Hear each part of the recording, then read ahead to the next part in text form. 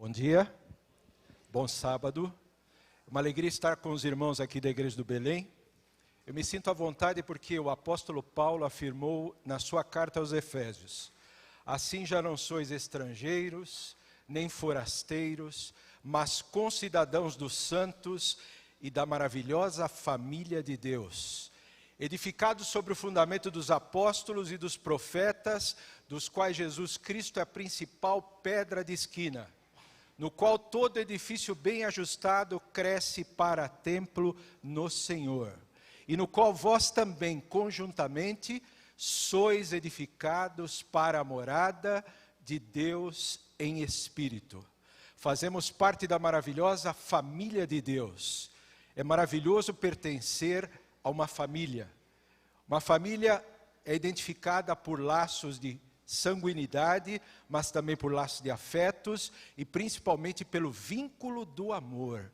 Então não importa se você esteja aqui no Belém, se você é proveniente da Vila Prudente, se você faz parte da Vila Alpina ou mora nos Estados Unidos, nós fazemos parte da maravilhosa família de Deus, unidos pelo vínculo do amor e pelo sangue de Cristo Jesus derramado na cruz do Calvário.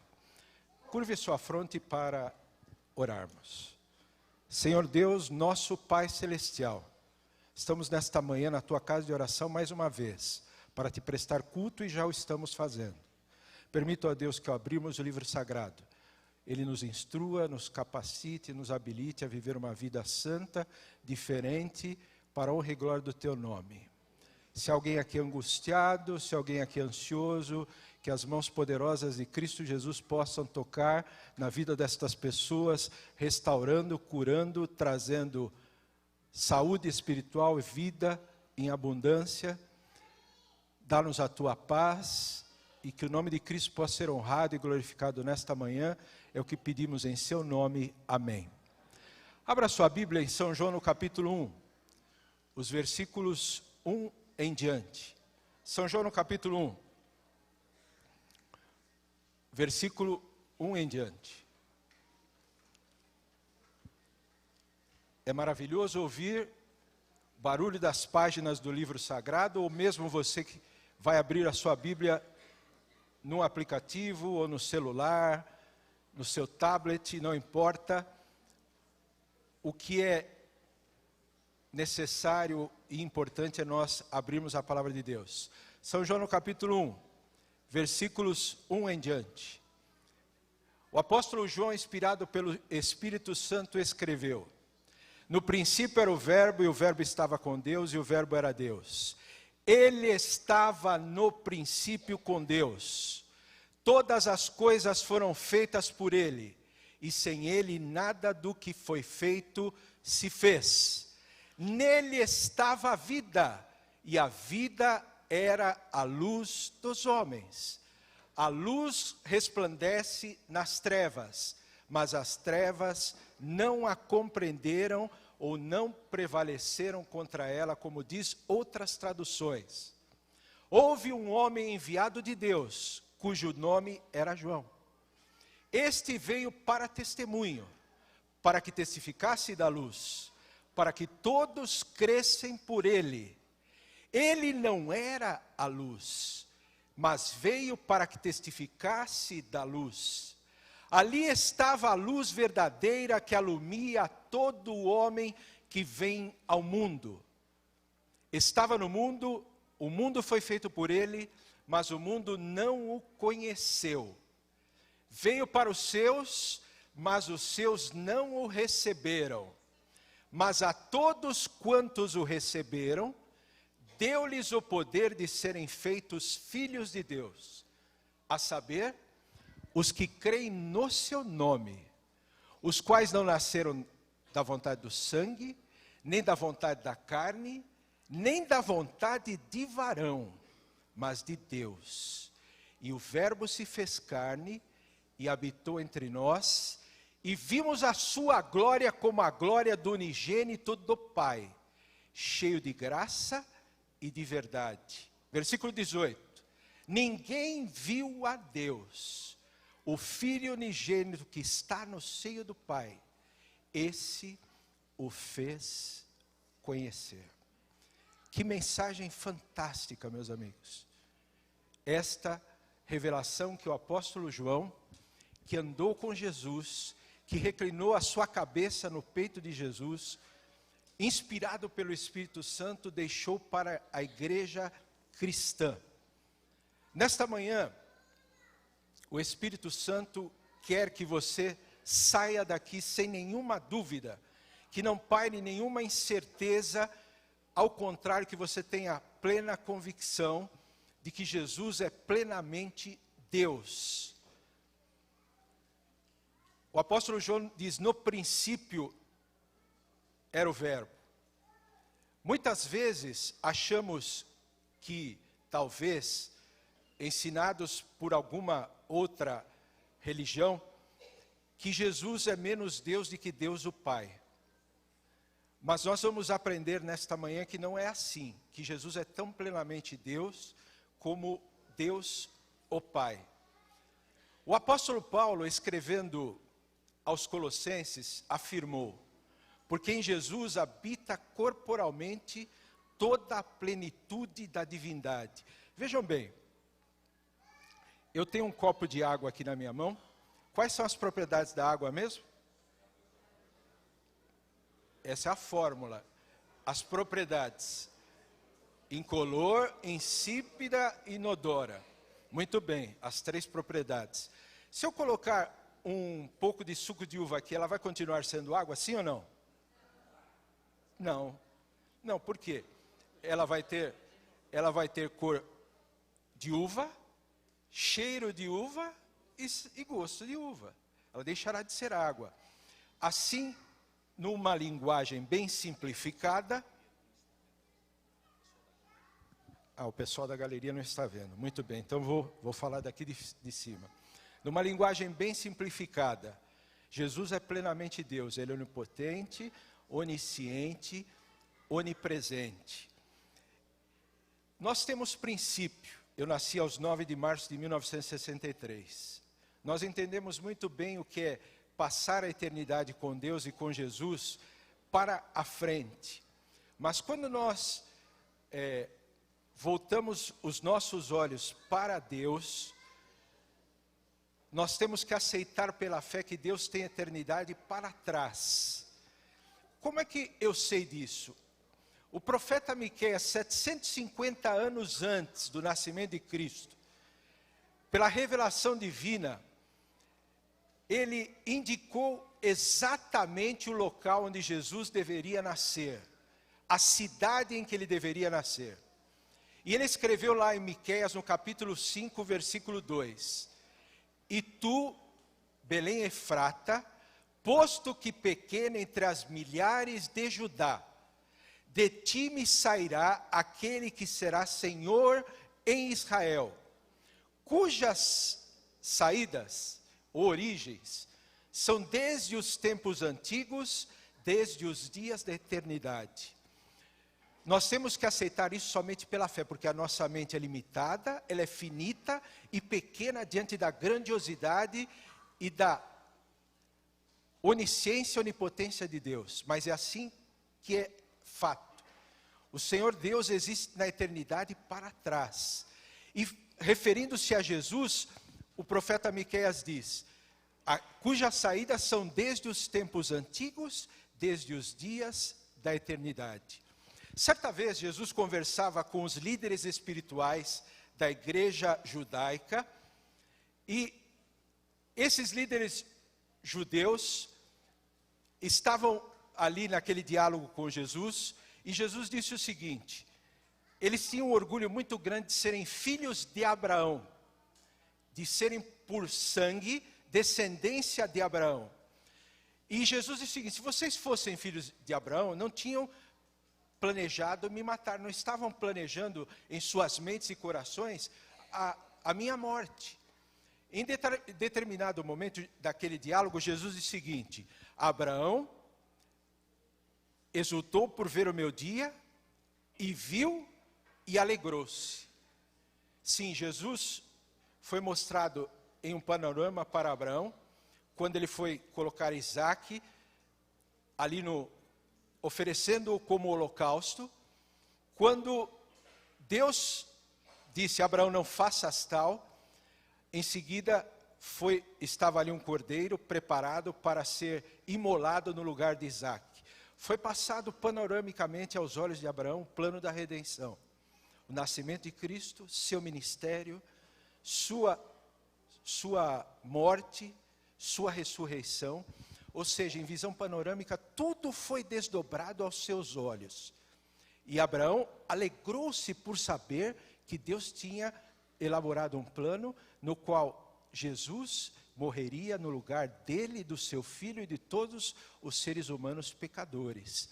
E os judeus agora começaram a zombar de Abraão, dizendo o seguinte: você ainda não tem 50 anos, como é que você pode ter visto Abraão? Você é jovem ainda, você não pode ter visto Abraão. E zombaram dele. E Jesus pronunciou as seguintes palavras: antes que Abraão existisse, eu sou. Silêncio naquela assembleia. E aqueles homens começaram a agachar e pegar pedras para atirar em Jesus. E Jesus, ocultando-se aos olhos deles, desapareceu. E por que eles ficaram tão furiosos com essa declaração de Jesus? Por que eles ficaram tão descontrolados que pegaram pedras para matá-lo? Meus queridos, quando Moisés se apresentou a Deus para libertar o povo de Israel do Egito, ele perguntou: quando eu vier aos filhos de Israel e dizer, o Deus de Israel me enviou para libertar-vos, e eles me perguntarem, quem é ele, qual é o seu nome, o que lhes direi? A resposta de Deus para Moisés foi: eu sou o que sou. Diga aos filhos de Israel, o grande eu sou me enviou a vós. Jesus não respondeu antes que Abraão existisse eu existia. Ele disse, antes que Abraão existisse, eu sou. Eu sou a ressurreição e a vida. Eu sou o bom pastor. Eu sou o caminho, a verdade e a vida. Eu sou a raiz de Davi e a geração de Davi.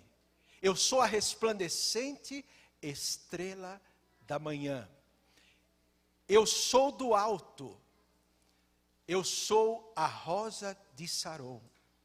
Sim, eles ficaram furiosos porque eles acreditavam que Jesus fosse um simples ser humano, uma pessoa comum, uma pessoa de carne e osso, se bem que ele também o fosse. Mas eles ficaram furiosos porque Jesus se declarou e se apresentou com as palavras do próprio Deus.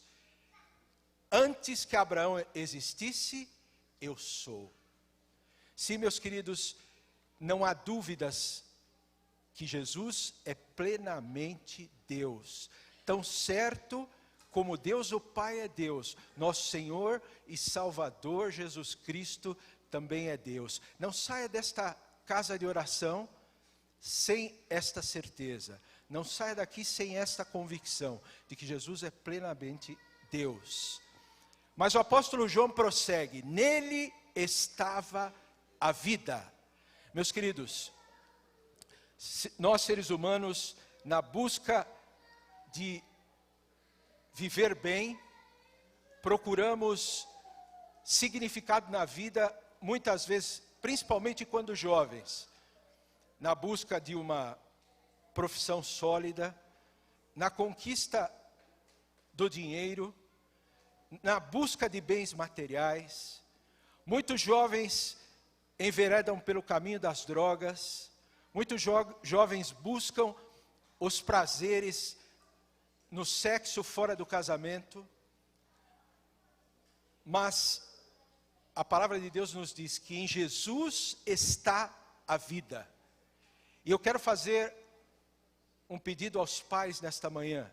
Tivemos a apresentação do Luca, sua apresentação diante do Senhor e da Igreja de Cristo, aqui no bairro do Belém.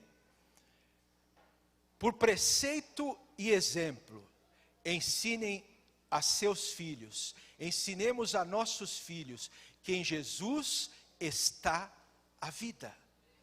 Nele está a vida. Vida com significado, vida com propósito, vida com abundância. A vida não está no dinheiro, a vida não está nos prazeres ilícitos, a vida não está nas drogas, a vida verdadeira está em Jesus. A vida significativa está em Jesus.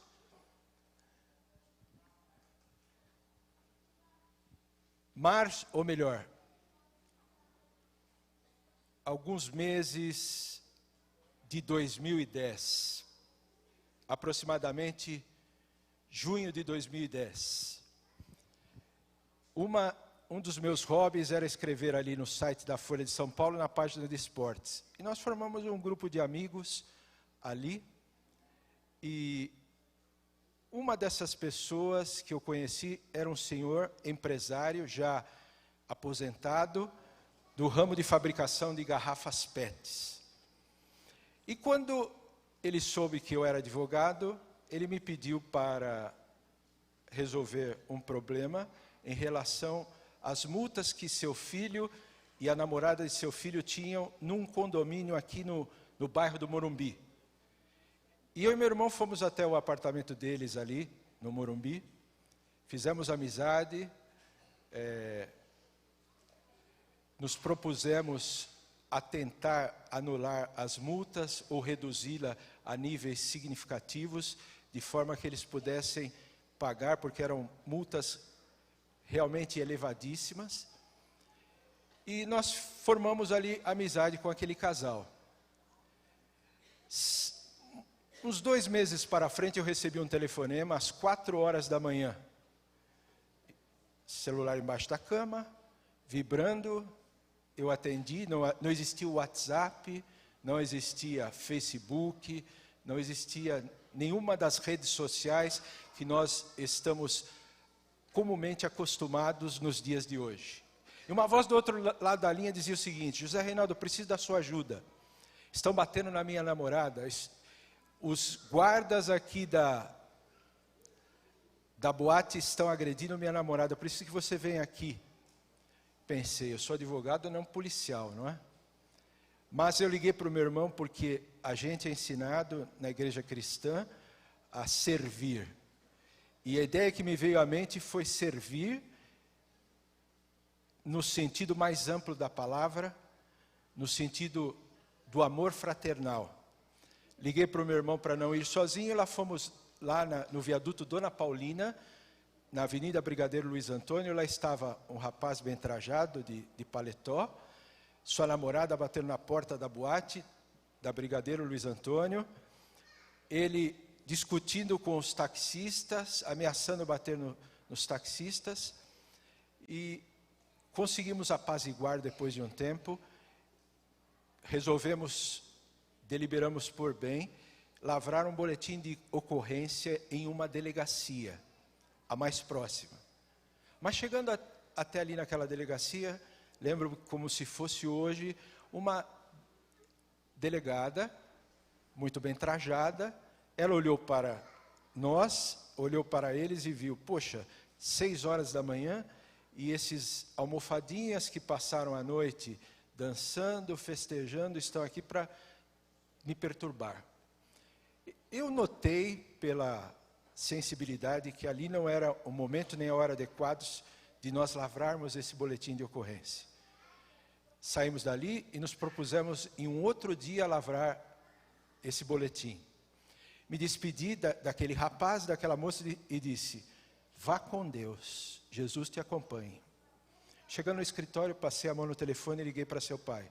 E disse: meu amigo, se você não tomar providências enérgicas, severas em relação ao seu filho, você vai perdê-lo precocemente. Muito bem. Janeiro de 2011. Um domingo pela manhã. Meu celular estava desligado, eu liguei, tinha uma mensagem na caixa postal. Como eu disse, não tinha WhatsApp, não tinha nada dessas coisas. Acionei, a mensagem do outro lado da linha na caixa postal dizia: Zé Reinaldo, preciso da sua ajuda. Gilbertinho se matou, eu preciso que você me ajude a fazer a liberação do corpo. Um Gilberto Scarpa Filho, 27 anos de idade, estudou nos colégios da Europa, boa aparência, pai com propriedades, de posses, apresentava um canal de televisão pago, mas saltou do 7º andar daquele apartamento que eu disse para vocês, ceifando a sua vida. Em Jesus está a vida. O apóstolo João é bem claro. Vida significativa é em Cristo. Vida com propósito é em Cristo. Não que profissão, dinheiro, uma casa não sejam importantes, mas todas essas coisas devem ser secundárias, porque Jesus deve ocupar a primazia, o primeiro lugar na vida do cristão. Quando nós fazemos de Jesus o primeiro, o último e o melhor na nossa vida, ela tem propósito, ela tem significado, porque Jesus disse: eu vim para que tenham vida e vida em abundância. Ninguém pode ter vida em abundância longe de Cristo Jesus. Ninguém pode ter vida com norte, com rumo, sem a pessoa de Jesus. Todas as demais coisas se mostram insignificantes e secundárias na vida do cristão, quando comparadas a Cristo Jesus. Sim, meus queridos, por preceito e exemplo, ensinemos nossos filhos a vida maravilhosa que existe em Cristo. A vida maravilhosa de seguir a Jesus, de receber suas instruções, de receber seus ensinamentos, de permitir que Ele conduza, de que Ele seja o Senhor, Rei e Salvador na minha e na sua vida. Aquele jovem tinha tudo, mas perdeu tudo porque não tinha o principal, não tinha a Jesus. Passados 60 dias, numa classe dos professores, eu recebi o telefonema de minha esposa que dizia: Zé, a Cibele também se matou. Cibele Dorsa jogou-se do mesmo apartamento, do 7º andar, saltando para a morte. Por que isto, meus queridos? Porque Jesus estava ausente. Porque Jesus não era o primeiro, o último e o melhor. Mas o apóstolo João prossegue: nele estava a vida, e a vida era a luz dos homens. Sim, meus queridos, quando Jesus curou um cego de nascença, Ele afirmou: aquele que me segue não andará em trevas, mas terá a luz da vida. E depois Ele afirmou: eu sou a luz do mundo.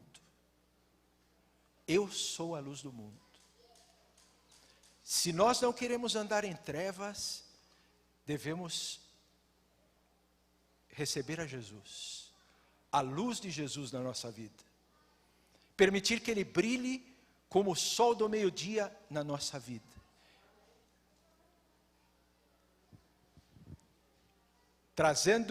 Jesus é o sol da justiça, trazendo salvação debaixo das suas asas, diz o profeta Malaquias. As piores atrocidades cometidas pelo ser humano foram praticadas no período da noite, no período das trevas. Por isso tão importante a luz, por isso a necessidade da luz. Por isso nós temos o astro-rei, o sol, para trazer vida, para matar bactérias, para estimular a produção de vitamina D no nosso organismo. Sem luz, nosso planeta não existiria. Como é importante permitir que Jesus seja a luz da vida. Davi expressou isso num salmo dizendo o seguinte: o Senhor é a minha luz e a minha salvação. Salmo 27, versículo 1. Enquanto Jesus foi para Davi uma luz, ele brilhou. Jesus brilhou por ele. Ele foi um rei justo, misericordioso, íntegro, e conduziu o povo de Israel aos pés de Deus. Mas no momento em que ele desviou os olhos de Jesus, uma fração apenas, ele caiu, ele desobedeceu, ele deixou marcas negativas em sua biografia, que nós conhecemos bem e até os dias de hoje. Então, permitamos que Jesus seja a luz da nossa vida, a luz que brilha. Quando Jesus estava para ser preso no jardim do Getsemane, e em seguida açoitado, maltratado, cuspido, esmurrado, colocarem uma coroa de espinhos sobre a sua cabeça, ao aproximar-se os soldados romanos, juntamente com a liderança judaica da igreja, ele disse assim: eis que agora é a hora e o poder das trevas. Numa noite, lá na França, em apenas uma noite, 70.000 huguenotes foram mortos, tiveram seus bens proscritos, perderam a vida em uma noite. Olhem quão importante é a luz na vida do cristão. Sabe por que muitas vezes Jesus era perseguido, principalmente pela liderança judaica? Sabe por que muitas pessoas viraram as costas para Jesus? Porque quando nós estamos diante da luz, nós só temos duas reações: permitir que ela brilhe na nossa vida, ou fugir dela e nos escondermos dela e desprezarmos a luz e não fazermos caso da luz. Por isso as pessoas fugiam de Jesus, uma boa parte delas. Isso está verdadeiramente revelado pelo próprio João, no capítulo 3, versículo 17, que diz assim: e a condenação é esta, que a luz, Jesus, veio ao mundo, mas os homens amaram mais as trevas do que a luz, porque suas obras eram más. Porque todo aquele que faz o mal aborrece a luz e não vem para a luz, para que as suas obras não sejam reprovadas. Mas aquele que pratica a verdade vem para a luz, para que as suas obras sejam manifestas, porque feitas em Deus. Percebem por que eles não gostavam de Jesus, a liderança? Porque Jesus era a luz, eles preferiam viver nas trevas. Eles gostavam de estar nas trevas. Mas o apóstolo João prossegue: houve um homem enviado de Deus, cujo nome era João. Que João era este? Quem respondeu? João Batista, muito bem. João Batista foi um homem enviado de Deus. Só que em seguida, o apóstolo João lança luz sobre a missão que ele deveria realizar. Ele diz assim: ele não era a luz, mas veio para que testificasse da luz. Meus queridos, eu não sou a luz. Eu sou só a luz à medida que eu permito que Jesus brilhe na sua vida. Você que canta aqui na frente para adorar a Jesus, nunca se esqueça, você não é a luz. Você é como João, está para testificar da luz. Você está para testemunhar da luz. Muitas vezes achamos que nós temos luz própria, né? Mas como a lua, nós não possuímos luz própria, nós possuímos luz emprestada, luz derivada. Se permitirmos que Jesus brilhe na nossa vida, nós seremos luz, mas nunca nos esqueçamos que não possuímos luz própria, assim como João não possuía, assim como João não tinha. E assim como João, quando achou oportuno pela iluminação do Espírito Santo, retirar-se do cenário de destaque e permitir que Jesus assumisse o controle do estabelecimento do reino de Deus espiritual, ele se retirou de cena e afirmou: é necessário que ele cresça e que eu diminua. Sim, nós não somos a luz, nós somos a luz somente quando Jesus brilha em nosso coração. E o apóstolo João prossegue: ali estava a luz verdadeira que alumia todo homem que vem ao mundo. Estava no mundo, o mundo foi feito por ele, mas o mundo não o conheceu. Veio para os seus, mas os seus não o receberam. Mas a todos quantos o receberam, deu-lhes o poder de serem feitos filhos de Deus, a saber, os que creem no nome de Jesus. Quantos creem no nome de Jesus aqui nessa manhã? Quero ver as mãos. Então, nós somos filhos de Deus. Eu lamento dizer, eu não tenho preocupação em agradar pessoas, mas aquele que diante de Jesus não acredita nele, não confia nele, não é filho de Deus. É o que as Escrituras estão dizendo, não sou eu que afirmo isto, é a palavra de Deus. Somos filhos de Deus somente se cremos e confiamos na pessoa de Cristo Jesus. É o que o apóstolo João afirma. E meus queridos, note que interessante, esse ano faço 25 anos de casado. Antes de nos casar, planejamos ter filhos. Temos 4 filhos, 2 naturais e 2 do coração. São amados do mesmo jeito, da mesma maneira. 2 meninos e 2 meninas.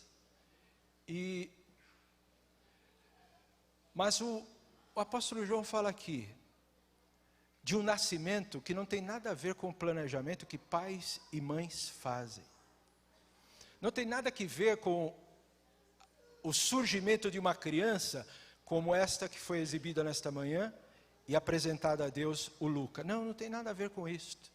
Esse nascimento que João fala é o nascimento produzido miraculosamente pelo poder do Espírito Santo na vida do pecador.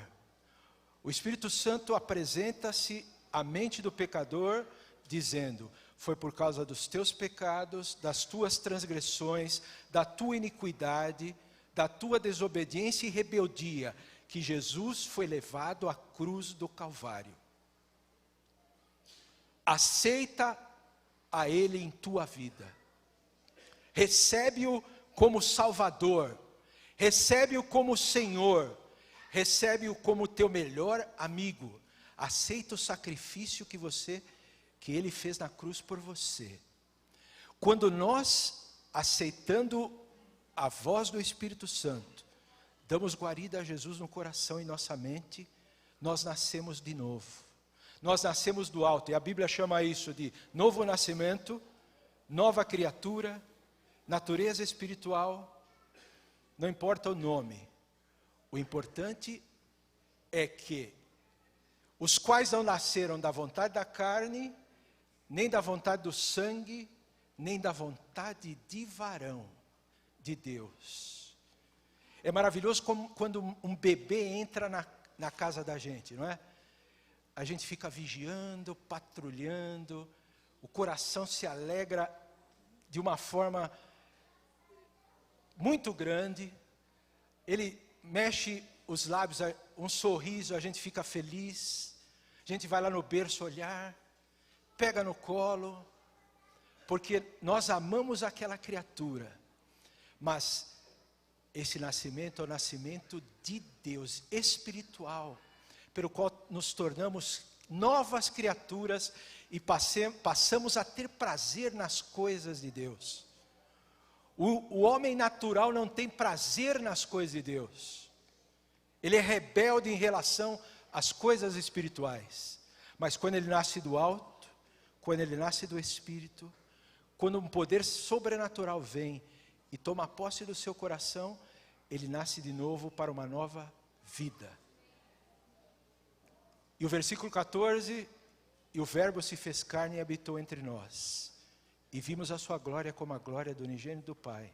Meus queridos, quando Deus nunca é pego de surpresa. Quando nossos primeiros pais desobedeceram, Ele já estava preparado para aquela cena desagradável com a qual ele se deparou. Ele não criou um plano a partir daquele momento. Ele já tinha um plano antes da fundação do mundo, pelo qual, se o homem desobedecesse, ele daria um presente. E quando Deus desceu as escadarias do céu, trazendo um presente em seus braços, Ele trouxe o maior presente. Ele trouxe o que Ele tinha de mais precioso no céu. Ele trouxe a Jesus. E o verbo se fez carne, habitou entre nós, sentiu fome, sentiu cansaço, sentiu sede, mas andava entre os homens, fazendo e espalhando o bem. Tocava os leprosos e os curava. Estancou a hemorragia de uma mulher que gastara todas as suas economias com médicos por 12 anos, mas a situação dela não melhorava. Mas quando ela tocou nas vestes de Jesus, a hemorragia estancou, parou e ela se curou. Uma mulher que há 18 anos vivia curvada, não podendo olhar para o céu, para o sol, para a lua e as estrelas. Jesus disse: hoje veio libertação esta filha de Israel, essa filha de Abraão. 18 anos corcunda, mas Jesus a libertou. O verbo se fez carne e habitou entre nós. Ele é o mesmo ontem, hoje e para sempre. Ele é o mesmo. Ele ainda faz maravilhas no nosso meio. Ele cura, Ele restaura, Ele traz paz, Ele traz esperança, Ele abre portas, Ele realiza milagres. Este é o Jesus no qual eu confio e acredito. Cidade de Colchester, no século XIX, na Inglaterra, um diácono da igreja metodista chamado John Wigan abriu as janelas de sua casa num domingo pela manhã, porque nós sabemos que a maioria dos cristãos vão à igreja nos domingos pela manhã. Ele abriu a janela de sua casa e deparou-se com uma cena que ele estava habituado, mas não naquele dia, e viu um monte de neve. E ele pensou: acho que não vou à igreja. Mas o Espírito Santo disse em seu coração: vá à igreja. E ele dirigiu-se para a igreja. Chegando ali, muito frio, ele abriu a igreja, 13 pessoas, só que o pastor que estava escalado para pregar não compareceu. Um problema surgiu. Notem, aquele homem nunca havia pregado na sua vida. Nunca havia aberto a Bíblia para expor a palavra à igreja. E agora ele se viu, vamos dizer assim, maus lençóis. Como é que eu vou falar para esta igreja? Mas não tem ninguém, vai ser eu mesmo. Pegou a Bíblia, e abriu Isaías e pregou sobre: olhai para mim, vós todos os termos da terra, e sereis salvos, porque eu sou Deus e não há outro. E ele pregou por 10 minutos sobre esse texto que eu acabei de mencionar. E ao final da mensagem, ele ergueu sua mão e disse para um menino de 13 anos que estava na plateia: menino, olhe para Jesus. Segunda vez, levantou o seu braço e disse: menino, olhe para Jesus. Terceira vez, ele lançou o desafio: menino, olhe para Jesus. E o que aconteceu? Deixemos que este homem, ou este jovem de 13 anos, fale por si mesmo.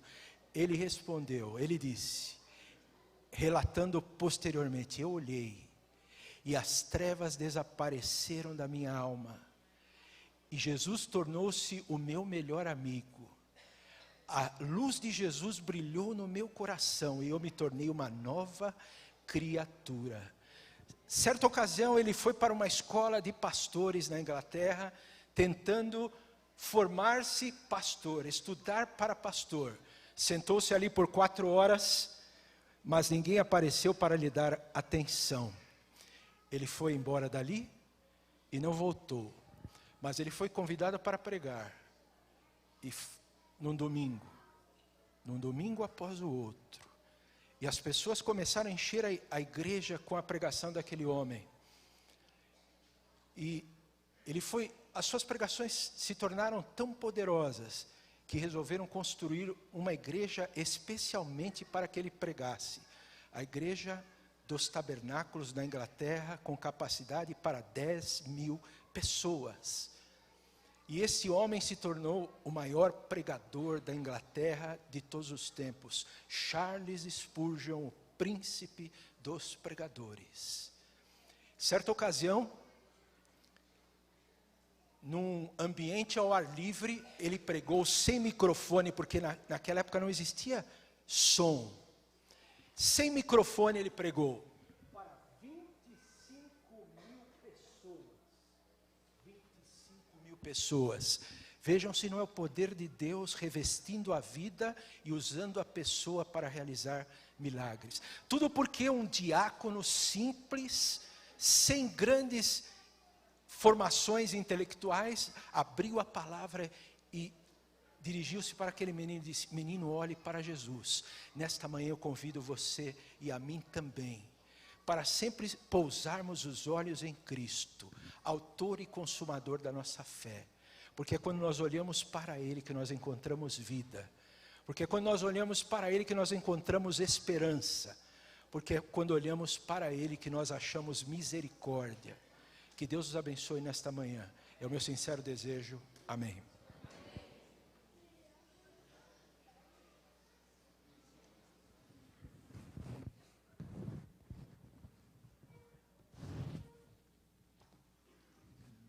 Nós temos no Inário Adventista um hino chamado Vida em Olhar. É o número 207. Eu queria convidá-lo a cantar: vida tens em olhar a Jesus o Salvador. Vem, vê e viverás. Vamos colocar em pé?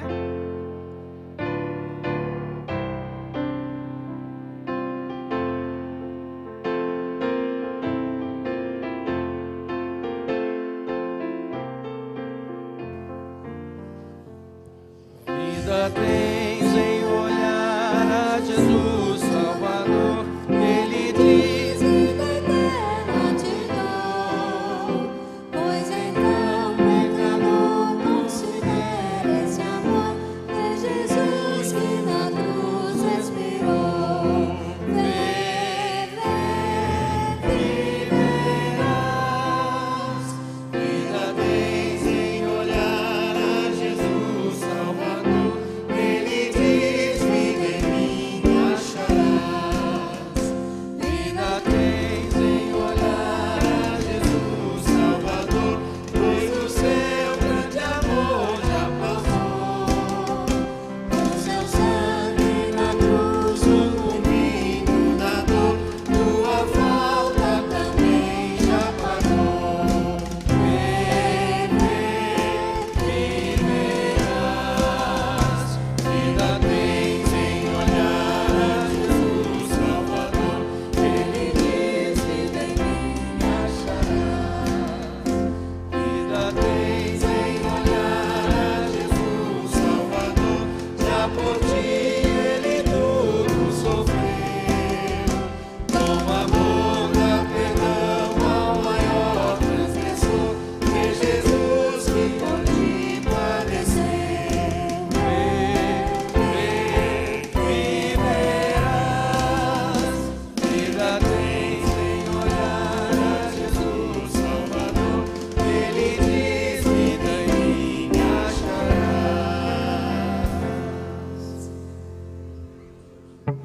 Senhor nosso Deus, nosso Pai, nós te agradecemos as bênçãos materiais e espirituais que tem derramado sobre a vida de cada um de nós. Te suplicamos que o Espírito Santo sempre nos desperte e nos lembre da necessidade de olharmos para Jesus, autor e consumador da nossa fé.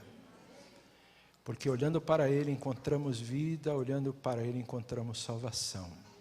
Permite que a Igreja Cristã do Belém continue brilhando por Cristo neste bairro, levando a luz de Jesus àqueles que ainda não o conhecem, mostrando quão grande amigo, quão grande Salvador nós encontramos nele.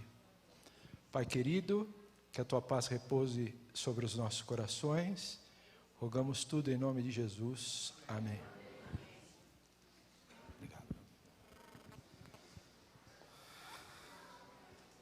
Podem assentar. Nós temos um anúncio aqui rápido de uma pessoa que está necessitando da nossa ajuda. Foi um pedido de oração e doação de sangue. Quem está pedindo por essa pessoa é a Liliane, é uma funcionária dela. É uma pessoa chamada Nadir. A Nadir tem uma filha, a Andressa, que está com um problema muito grave de saúde e precisa dessas doações de sangue.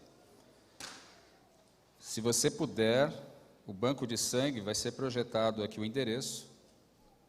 Já está? Se você puder, pode ir até esse local para fazer a doação. Ela tem uma síndrome que afeta o coração. E essa síndrome começou agora com uma hemorragia. E os médicos não conseguem descobrir o que está acontecendo. Então, nas suas orações, por favor, ore pela Andressa. Deixa eu ver o nome dela aqui. Já está lá, né? É que, além do óculos, eu estou ceguinho. Viu? Mas, vamos orar, não é? Nossa parte é orar. E aqueles que puderem agir, a doação de sangue é nesse endereço que está projetado aí no Hospital São Cristóvão. Amigos, irmãos, nós temos ainda algumas coisas a serem passadas. A escola sabatina vai estar aqui, sendo passada